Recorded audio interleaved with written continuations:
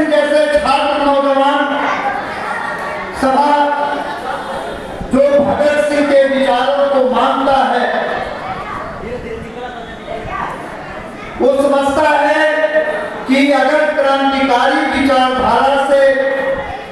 अगर समाज में आमूल-चूल बदलाव लाने वाली जो विचारधारा है, जो साम्राज्यवाद, पूंजीवाद और सामंतवाद के जुए तले जो पीसी जा रही जनता है और उसके गठबंधन वाली जो व्यवस्था है, जिसमें साम्राज्यवाद, बड़ी पूंजी और सामंतवाद का गठजोड़ है, उसको बिना उखाड़ फेंके हुए भारत में एक शोषण विहीन समाज का निर्माण नहीं हो सकता। आमतौर पर सेंट्रल असेंबली में 1929 में जो भगत सिंह ने बहनों को सुनाने के लिए धुएं वाला जो बम फेंका था, तो कई लोग समझते थे कि भगत सिंह जैसे आतंकवाद में विश्वास करते हैं, अराजकतावाद में विश्वास करते हैं। भगत सिंह ने खुद कहा है कि शुरुआत में उन पर अराजकतावादी विचारों का, आतंकवादी विचारों का असर था, लेकिन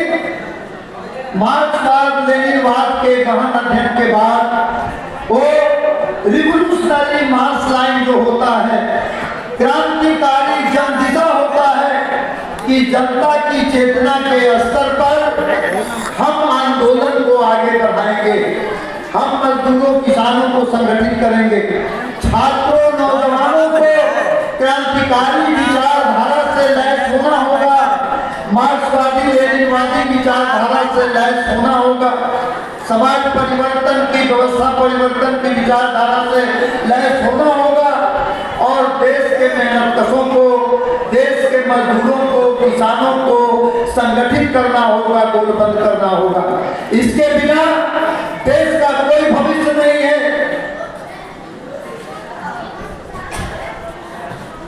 1947 की 14 अगस्त की आधी रात में जो आजादी मिली, साथियों ने बताया कि वो आजादी आधी अधूरी आजादी थी। सत्ता का हस्तांतरण हुआ, देश का बंटवारा हुआ, भीषण सांप्रदायिक दंगे हुए और 75 वर्ष से अधिक समय गुजर गया। आज भी देश की क्या हालत है? 1947 के पहले ब्रिटिश साम्राज्यवाद के, ब्रिटिश उपनिवेशवाद के हम गुलाम थे और उसके बाद अंग्रेज तो चले गए, लेकिन साम्राज्यवादी युग बरकरार रहा। अंग्रेजों की पूंजी भी अछूत बनी रही और दूसरे साम्राज्यवादी देशों का, बहुराष्ट्रीय कंपनियों का हमारा देश और हमारे देश का संसाधन, उसका चरागाह बन गया। यहाँ के बड़े पूंजीपति टाटा, बिरला, मफतलाल गोयनका, अंबानी, अडानी जैसे बड़े पूंजीपति हैं जो करोड़ों, अरबों में खेलते हैं और प्राकृतिक संपदा का दोहन करते हैं, सरकारी खजाना का दोहन करते हैं और जिनके हितों की रक्षा केंद्र की सरकार करती है, राज्य की सरकारें करती हैं, वो बड़े पूंजीपतियों का दबदबा, वर्चस्व, प्रभुत्व और उनका शोषण आज भी बरकरार है।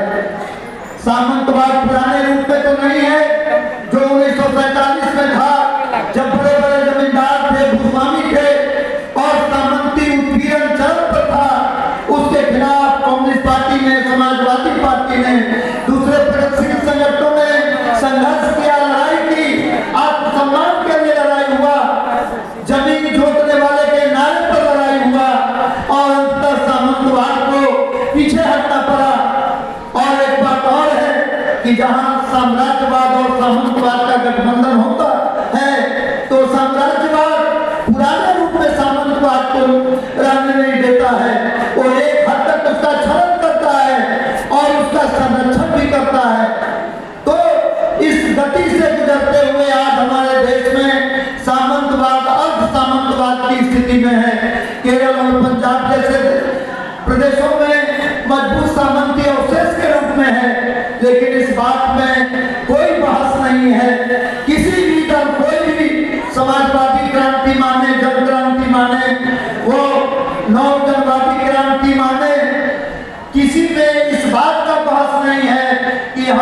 साम्राज्यवादी लूट, पूंजीवादी शोषण और सामंती अर्ध सामंती उत्पीड़न के साए तले जी रहे हैं। और अगर देश को बदलना है, अगर समाज को बदलना है, अगर एक नया समाज बनाना है, अगर भगत सिंह के सपनों का भारत बनाना है, तो छात्रों नौजवानों के सामने यह उसका परम दायित्व है कि अपने को क्रांतिकारी चेतना से लैस करे, अपने को मार्क्सवादी लेनिनवादी चेतना से लैस करे, व्यवस्था परिवर्तन की राजनीति से लैस करे, तमाम क्रांतिकारी साजिश का गहन अध्ययन करे और मेहनतकश वर्ग के साथ एकजुटता कायम करे, उनको जाए, उनको संगठित करे, गोलबंद करे, उनके चेतना के स्तर को उन्नत करे। और अगर हम छात्रों, नौजवानों और मजदूरों, किसानों के चेतना को स्तर को जनवादी और समाजवादी चेतना के स्तर पर अगर उन्नत करने में सफल हो गए और 145 करोड़ के देश में जहां 50 करोड़ से अधिक मजदूर वर्ग है, जहां शोषित उत्पीड़ित की जनता की संख्या 1 अरब से अधिक है, अगर हमने देश के शोषितों, उत्पीड़ितों को, दबाए कुचले समुदाय के लोगों को, मजदूरों, किसानों को, मेहनतकशों को गोलबंद करने में सफलता पाई, तो वह दिन दूर नहीं जब लाल किले पर लाल झंडा फहराएगा। इसी भगत सिंह के सपने को साकार करने के लिए ये भगत सिंह छात्र नौजवान सभा है, उसने